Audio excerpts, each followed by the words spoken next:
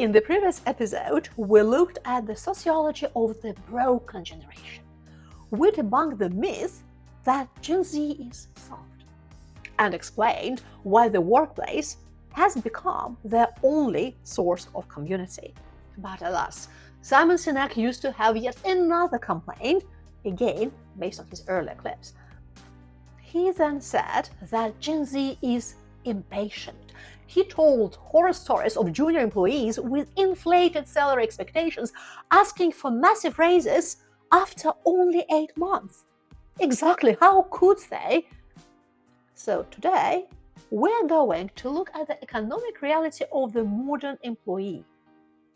We will discuss why asking for a 50% raise isn't delusional, why loyalty is a financial penalty, and why the Foshi, Satori, and Po movements are the logical response to an economy that refuses to care.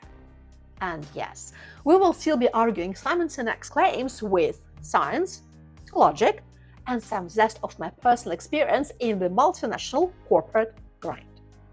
So if you missed our previous conversations, well, you know where to find them. And whether you're an employee, an HR professional, or a business leader, the content here will be relevant. Besides, a pinch of self-awareness won't hurt, especially if it does. Welcome to the Unbound Mind, where personal freedom is the highest value and a way of being. And to respect yours, let's cut the visual noise. Switching to audio now so you can focus on the logic. And let's dive in. Unbound Mind. You know, and I see it happening. A young person who's been at a company for 8 months goes to their boss and says, I want a raise. I want a significant raise because I'm doing the same job as those people. Those people have been in the workforce for 10 years. True, you are doing the same work as them and you are doing good work. The difference is I'm not paying them just because they've obliquely been in the workforce for 10 years. I pay them more because I know that if we run into hard times, I know that they know what to do and I can trust that we can navigate. And I also know that they will teach you how to hoist a mainsail in a storm. It's like the same reason I buy insurance. I don't expect my house to burn down, but I pay just in case. I'm paying them more for a skill set that I hope they never have to use. All right. Basically, the argument is they are paid for loyalty. With those, 3 to 5% yearly increases, I get it. But this isn't how Gen Z may see it. So let's look at what may be behind their so-called impatience. First comes the context. Through the narrative of digital skills and process digitalization scarcity, the market inflates the role of digitalization in business success.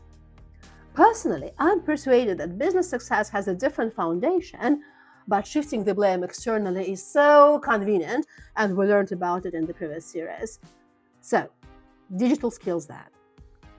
But with an inflated role comes an inflated value of employees who offer exactly what companies claim they are missing. Second comes the calculation. So if a junior is hired at 40K or 20K, depending on the country, but basically below the poverty line in many cities, and they realize that the person next to them doing the same job is making 60K, well, asking for 50% increase isn't delusional, it's a correction. And from this example alone, loyalty no longer seems to be an unbeatable argument.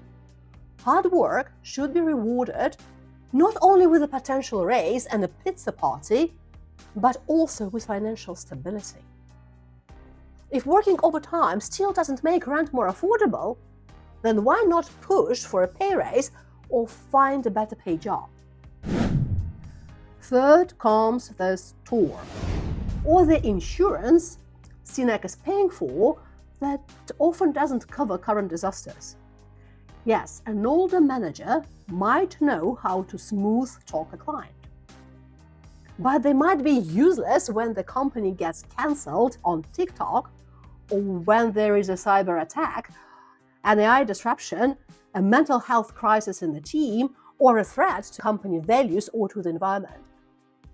Besides, targeting younger generations means your product and services won't retire together with your aging franchise. And this is my former strategist talking. And Sinek himself gives a strong perception that older generation may not be perfectly in tune with the modern market.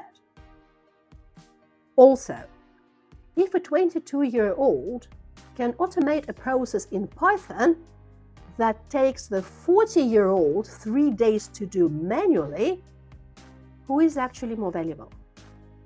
Sinek is defending a hierarchy based on age and loyalty of tolerance, while Gen Z is pushing for a hierarchy based on output. Fourth comes the economic reality with soaring inflation, a housing affordability crisis, and the crippling burden of student loan debt. Within such conditions, expecting a promotion every 12 to 18 months, a common Gen Z's expectation, isn't impatience, but the rational pursuit of a livable economic trajectory in a broken pay structure. I understand exactly what he means, and I'm accepting the loyalty argument. Actually, is it possible to accept or disagree? Well, anyway, but the storm one is definitely very much job context dependent. Unbound mind. Fifth is the boundaries, meaning, money, and mental health. By the way, here is my definition of mental health, relevant to workplace conditions. Mental health isn't about seeing a therapist, but working in conditions where mental health isn't challenged. And from what I understand, Gen Z share my definition. By the way, if you missed our previous episode about stress, burnout, and boundaries, I suggest you check it out, as it paints a picture of a workplace that doesn't lead to mental health deterioration. Right, back to boundaries. I know we talked about them in the previous video, but I would like to give you a slightly different perspective where boundaries isn't a defense mechanism, but expectations that frame appeal and suitability of a job. As I believe, Sinek said something like that, probably not in one sentence. Gen Z expects their workplace to provide purpose, friendships, community, social life, agreement on politics, and even therapy, blurring the line between personal and professional. So, purpose over perks. Yeah, that one is from Start With Why.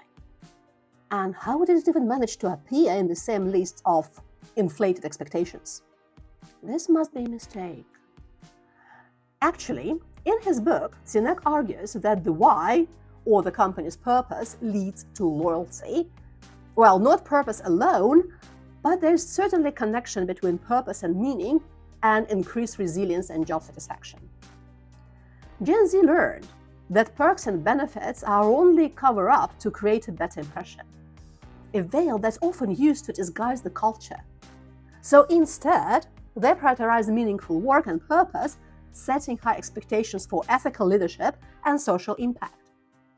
Besides, purpose, although more directional, has a similar effect on mental health as meaning. Both are fruitful soil for resilience. Actually, purpose, values, and cultural match are so valuable that Gen Z will be willing to tolerate the pay cut if the company lives its purpose. Not benefits, as Sinek implies, aka how come we're already paying them benefits, but pleasure, satisfaction, and fulfillment they get from the role. They want to feel like their work matters, and who doesn't? Work-life balance and flexibility. And this is the defense against burnout and chronic stress. This is the cost they demand the company pays for 80% of their life the same company seeks to control. And also there is the efficiency.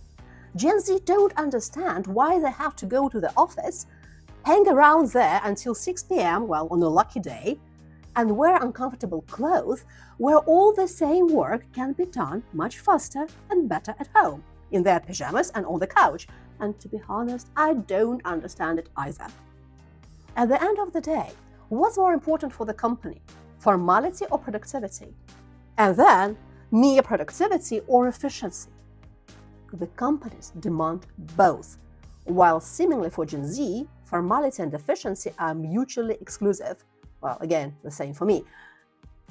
This is equally the case of calling the big boss directly to get an answer, instead of following the formal chain of a dozen middle managers that you will also have to chase till cows come home. Why bother when you can just go to the source? Or efficiency over formality. Money isn't greediness or entitlement. It's financial stability that prioritized over hard work and questioned the point of overworking when it doesn't lead to rewards, promotions, or improved living standards. Have you ever heard of the Chinese Foshi movement, literally Buddha-style or Buddha-like? And how about Enpo and Satori, or enlightened generations in South Korea and Japan? These are cultural phenomena describing a passive, detached, and indifferent approach to life adopted by some young people. With an attitude of non-striving and radical acceptance, these guys choose Zen-like lack of desire for material wealth, luxury goods, or career status, often as a reaction to intense social and work pressures. Look, by 2026, roughly 45% of Japanese workers report doing only the bare minimum required for their jobs. This is almost half of the population quitting quietly. Guys choosing Foshi, Satori, or Enpo are characterized by a calm, non-confrontational mindset, detachment from competition, tamed ambitions, and minimal desire for material goods or career progression. Well, you see, since marriage, home ownership, and career advancement are deemed unattainable, they're the first to go. Why bother? Rings any bells? Unbound mind. So, if the pay doesn't cover the rent, and if the perks are just a cover-up for a toxic culture, the employee naturally stops striving. They stop volunteering. They stop staying late. They do exactly what they're paid for and nothing more. Sinek may call this quiet quitting. I call it work to rule. In the next episode, we are going to defend the quiet quitter. We will talk about the hiring paradox, begging for pay rises, and why job hopping is the only way to beat inflation. And if you're curious, I'm going to see you there.